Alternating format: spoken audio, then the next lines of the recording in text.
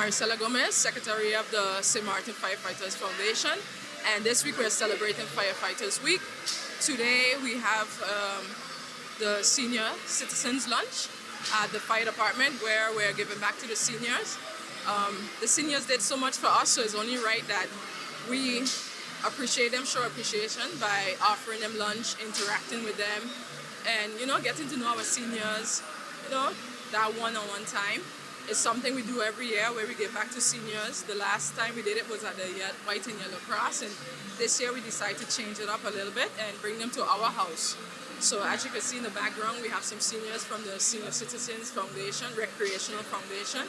There's more coming in, and we have a lunch that's being catered by Maho and DV, and the firefighters will be serving our seniors.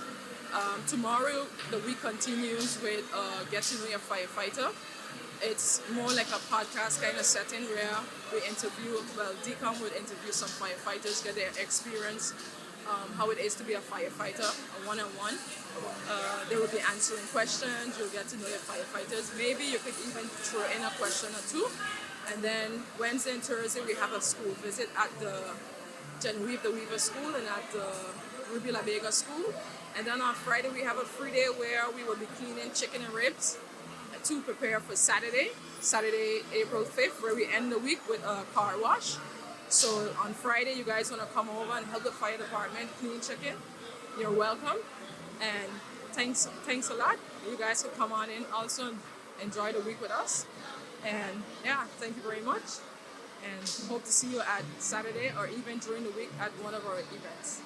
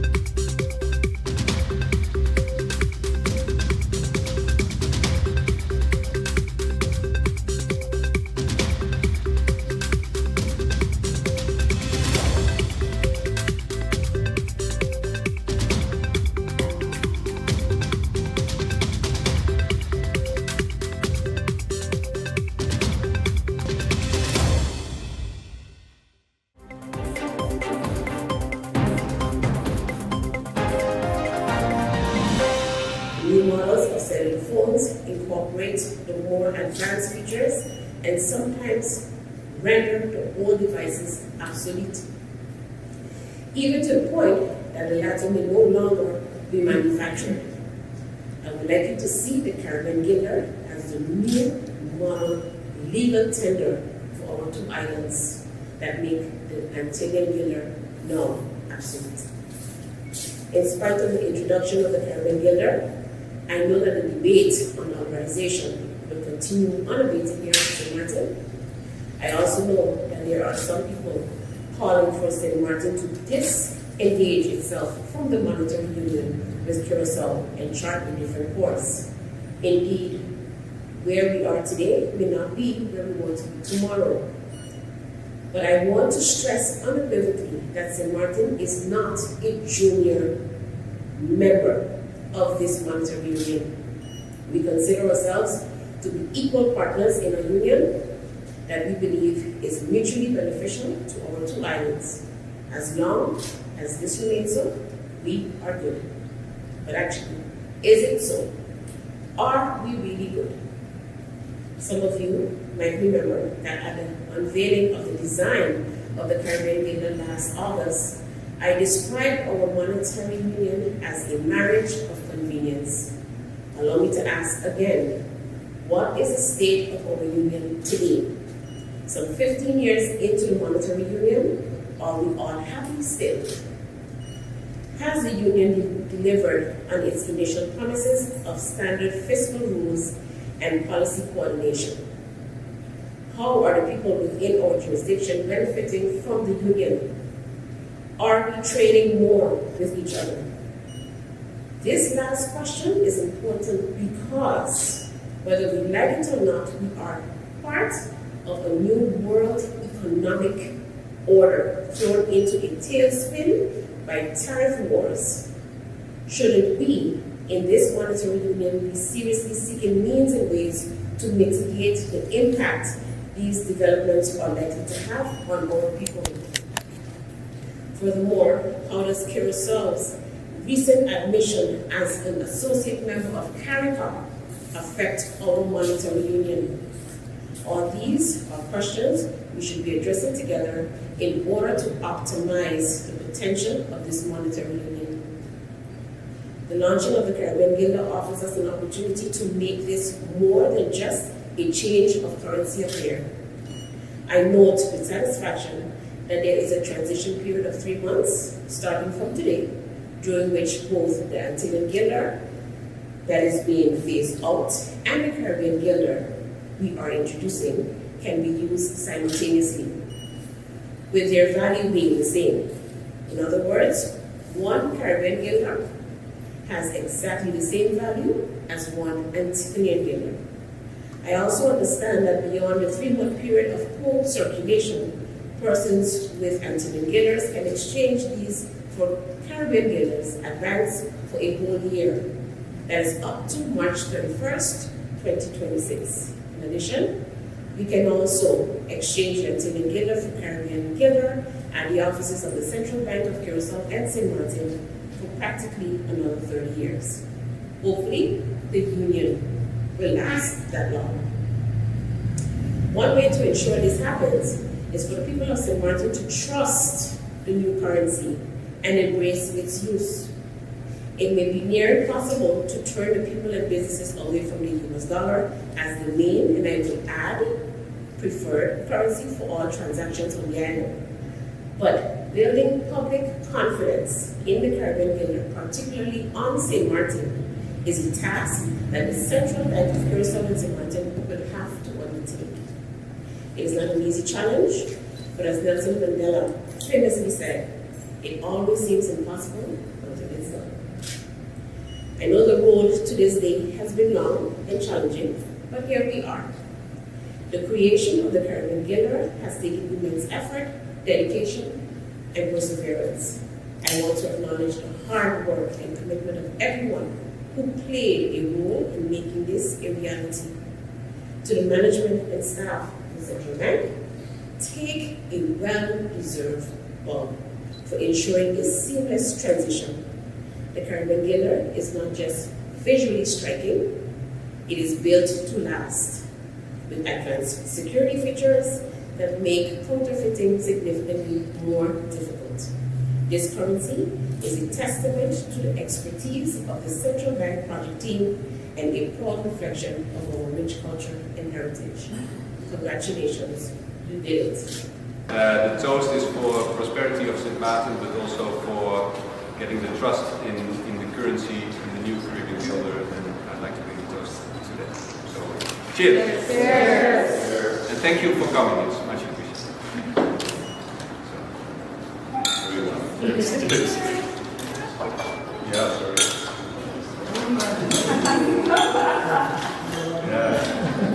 You two guys, also colleagues in Curaçao have done, I guess it's not yet a relief because there's 3 more months of hard work, but I hope it's some sort of a moment of relief of all this hard work, and we want to give you a small gesture of appreciation. So I brought this from Curaçao, and it's within the theme, so we want to stick in the theme. Maybe you're completely done with the theme, and it's specific for the first. So this is Raquel. This is Raquel. Raquel, thank you very much for Appreciate it. all the hard work. Look at it. You're like, Oh, cute. Yeah, thank you. It's yeah. I don't have nothing prepared or something, but I feel like Raquel, it's been a roller coaster.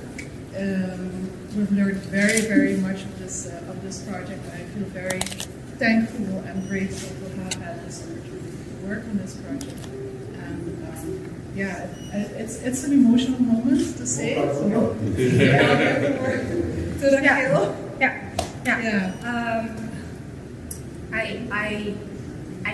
All I wanted to say today is say thanks. It was an honor and a privilege for me to be part of this project. Richard, thank you for your trust and unwavering support in this. In St. Martin, we are a small team, so everybody has to do everything. So to the cash team and everybody that came in on this Saturday to come and do the work, for those that will support with me at the Parliament's meeting, who were there for support, for keeping us safe, everybody for doing your part and making sure that we were able to be here today. Thank you. And then finally to Veronica, we have spent many years together in this process. I think it was 6 years. We have seen more of each other than we've ever done. It was an honor. It was a privilege. So thank you. Cheers. Yes.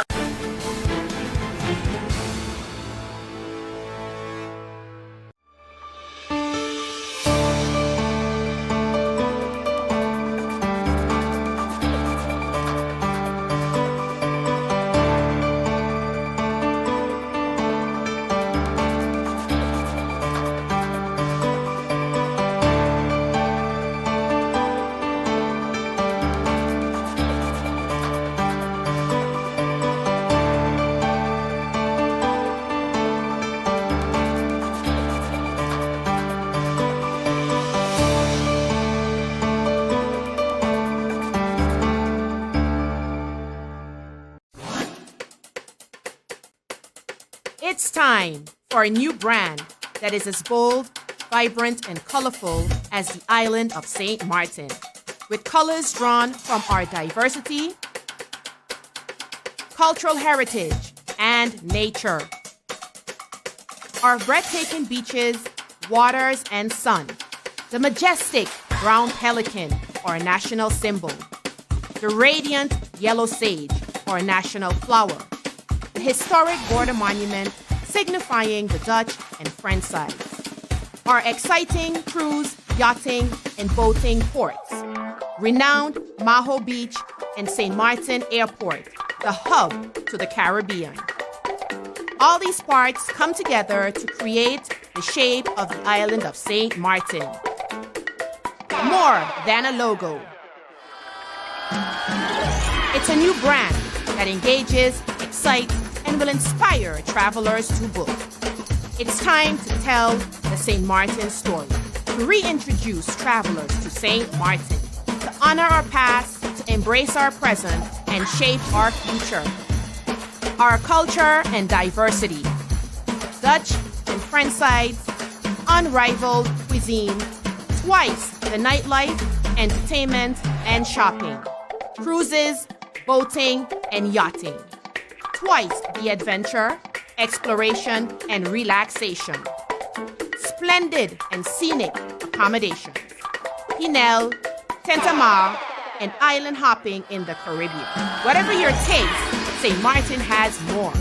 Experience twice the Caribbean. St. Martin.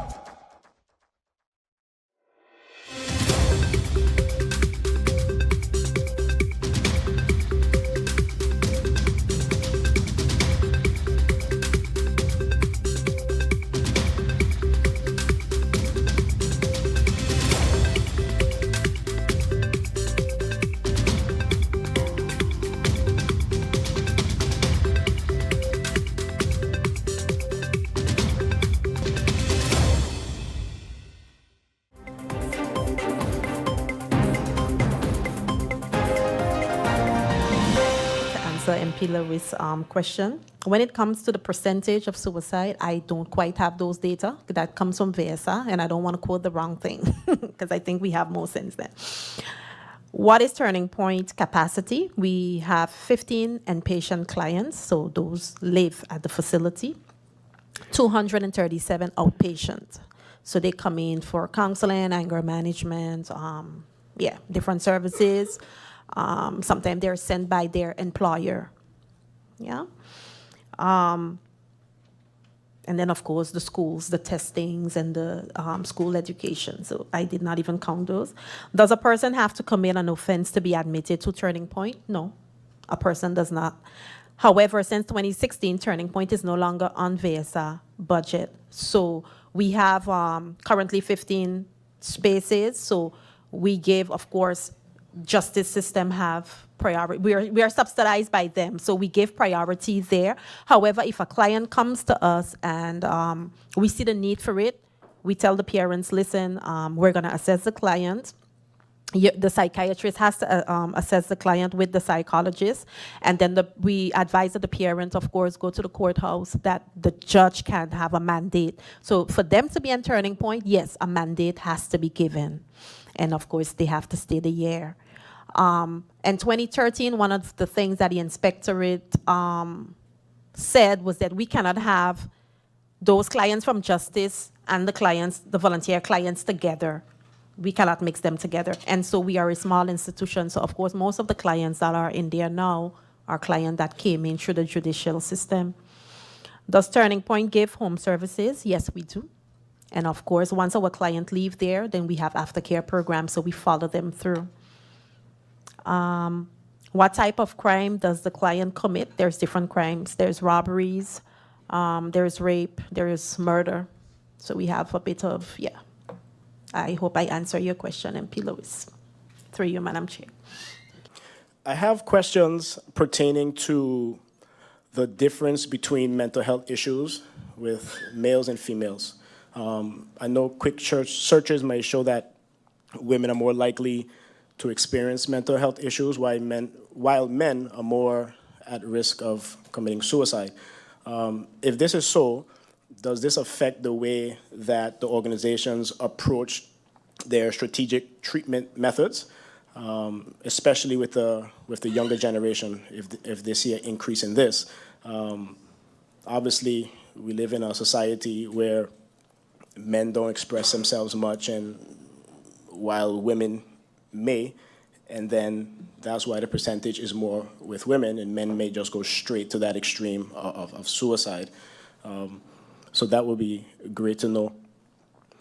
Also, last question, when it comes to the outlook on the cannabis pending legislation, I know there's been a lot of talk. Now, cannabis is here, and I don't see it going anywhere anytime soon. So is it a matter of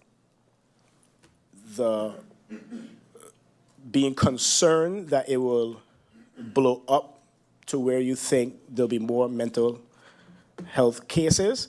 Or is this something that the two organizations had already been aware of? Because I've never heard of any campaign or any push to get, I don't know if it's more concerned with the younger generation away from smoking or just the population in general. Because without the cannabis legislation, if it doesn't come, there will still be a smoking issue, if you guys foresee that. So do you guys plan to campaign against the negative effects of it, or doing it responsibly with or without the bringing of this legislation? And that will be it. Thank you.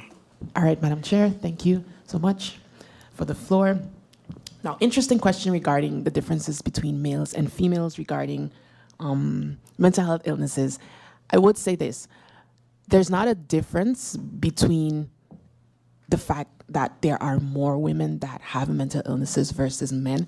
The difference is that most men go untreated. So a lot of men go undiagnosed because indeed, as you yourself mentioned, most women are more prone to seek help, whereas men usually try to cope on their own through substances or various addictions. So with that being said, a lot of times women indeed do attempt to commit suicide, but a lot of women tend to have more attempts. But a lot of times men tend to have, the men are usually the ones that have the more successful attempts compared to the women. Now, to answer your question regarding what is done to basically bridge the gap, well, as it pertains to, for example, men, I must say big shout out to Amy Gums, who has made quite some deliberate effort and strides in helping to promote and bring more awareness to men's mental health through his organization. So that has been one area in which, from a community perspective, more attention has been brought towards men. And more so, I must say, from my perspective, because I know that a lot of times it's more difficult to get men and keep them in therapy, we oftentimes make more of an effort to ensure that men attend their sessions. So whereas a woman would say, okay, no problem, I'll type in my next appointment in the session, men would be like, yeah, just remind me. So sometimes it just takes that extra effort from the clinicians to ensure to keep the men in therapy. Through you, Madam Chair, to MP La Vega, when it comes to the outlook on the legislation, we know that marijuana is here. So we know that the legislation, what we're saying as an institution is let's ensure that we have the right institutions in place, because legalization, of course, will mean more smokers. That is definitely, research has proven that. In terms of, we have right now currently where the schools, every week we're called to the schools, the students are under the influence. They are under the influence, they won't be able to function. So what we're saying as an organization is that, listen, the structure, in terms of rehabilitation, the institution, the right institutions, we don't have them. We even don't have the space, the capacity. We currently have a waiting list of 37. And we see our clients are younger and younger all the time. So we're saying, let's ensure that we do what we have to do as a country before this legislation. But we know that marijuana is around. However, MP, marijuana being legalized, you will have more smokers. Dr. Lambert alluded to the past, one of the past VSR ministers, Minister Utley, now MP, that in those years, and actually since then, there's been an increase in mental health awareness, increased mental health awareness campaigns, etc., but also increased awareness in general. More people are speaking on the topic. My question would be for both doctors, does the increase in awareness match an increase in financial support? Because I know, as it pertains to Turning Point, years back, it used to be on the VSR and it moved over to Justice, etc. But with increased awareness comes increased, like how what Dr. Lambert said, more requests for awareness campaigns, more requests for patients, more clients signing up. Does the increase in awareness match with increase of financial support? Moving over to addiction, I would like if Dr. Thomas McCool would be able to elude more on addiction amongst our youth. When we think of addiction, we think of substance abuse, and often when we think of youth and substance abuse, we think of the high schools. Can Dr. McCool explain or elaborate more on the ages in which the youth are being confronted with substance abuse? I would say the other way around, the two institutions identifying the youths among substance abuse users amongst the youths. Next to that, substance abusers are often stigmatized by in the society. The question would be, is addiction a symptom of mental health struggles, or does it create them? I would like to know the two doctors' opinions on that. Furthermore, when I look also at the pending legislation, when I look from the side of government, when I look at increased alcohol promotions from the side of the private sector, what are the doctors' opinions on the following? Are we addressing the root causes of addiction, or are we just managing the consequences?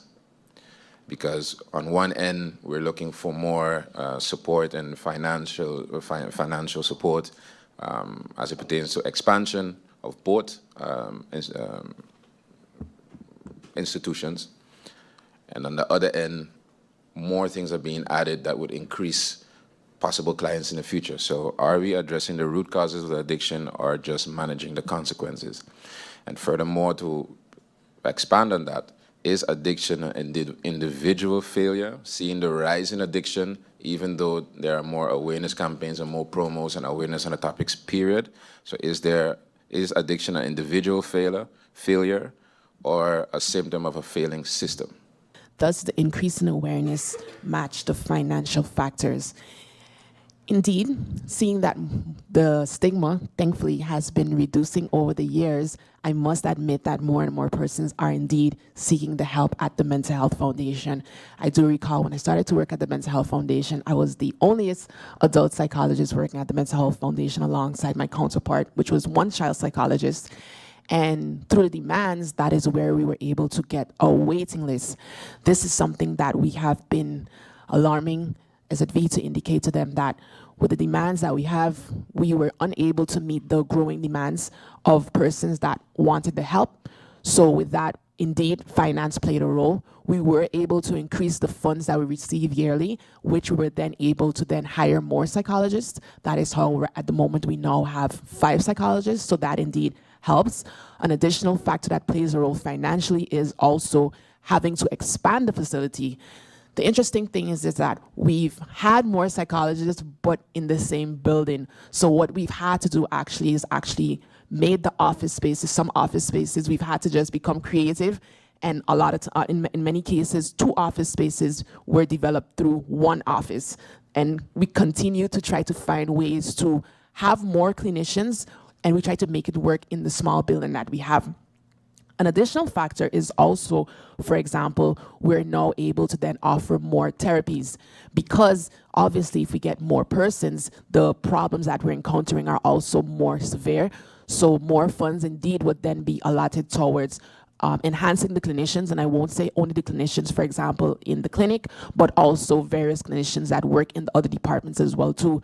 Unfortunately, much of the budget is only allotted towards the clinic, so only persons in the clinic receive, for example, the opportunity to advance their education. But one thing that we would like to do, and we're working towards, is getting more funds to also educate the nurses and other persons within the Mental Health Foundation that are working directly with the clients, because in many cases, they also face very extreme cases, and it's not only the clinicians. So we all need to enhance in our education. And also seeing that there are many clients that are coming to mental health and need the services. One of the approaches that I for sure took was creating a more modernized approach.